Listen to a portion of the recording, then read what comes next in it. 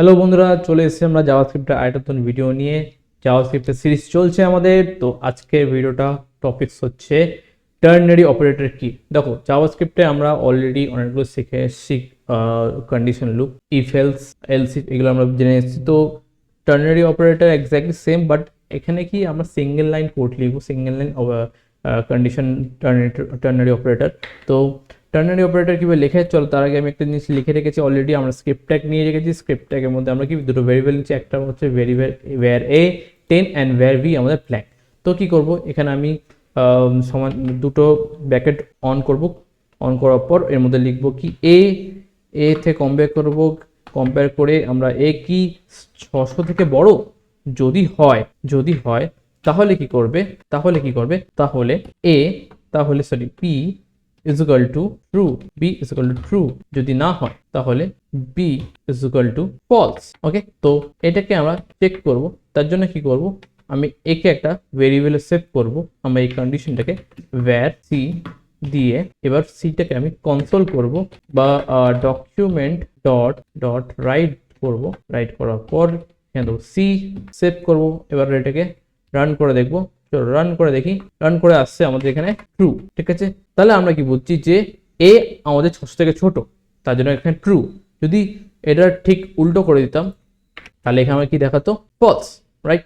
তো দেখো, আমরা এখানে বুঝতে পারছি কি আমরা কি নিলাম। আমরা প্রথমে একটা এ নিয়ে ভেরিয়েবল নিলাম, এর মধ্যে দিলাম 10, বিটাকে ব্ল্যাঙ্ক রাখলাম। বিটাকে ব্ল্যাঙ্ক এর জন্য রাখলাম কারণ এর মধ্যে আমরা ডেটাটাকে সেভ করে, মানে আমাদের স্টেটমেন্টটাকে সেভ করে রান করাতে। চলো আমি ক্লিয়ার করে দিচ্ছি।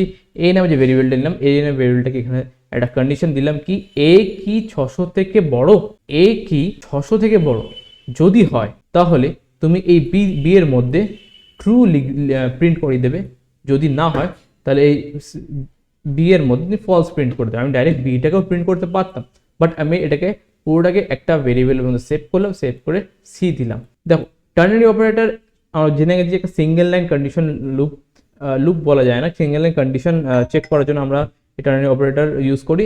এবার টার্নারি অপারেটর কিছু সুবিধা হচ্ছে একটা সিঙ্গেল লাইন কোড, এবং অসুবিধা হচ্ছে টার্নারি অপারেটরের মধ্যে এক সময় তুমি দুটো স্টেটমেন্ট দিতে পারবে প্রথম কথা, এবং একটা কন্ডিশনই দিতে পারবে।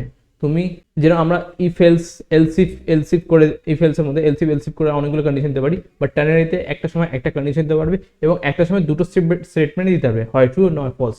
অবভিয়াসলি তুমি ট্রু না হলে ইয়েস আর নো লিখতে পারো, বাট এসব আমি অ্যাকচুয়ালি বলতে চাইছি তুমি দুটো স্টেটমেন্ট দিতে পারবে, হয় ট্রু না হয় ফলস।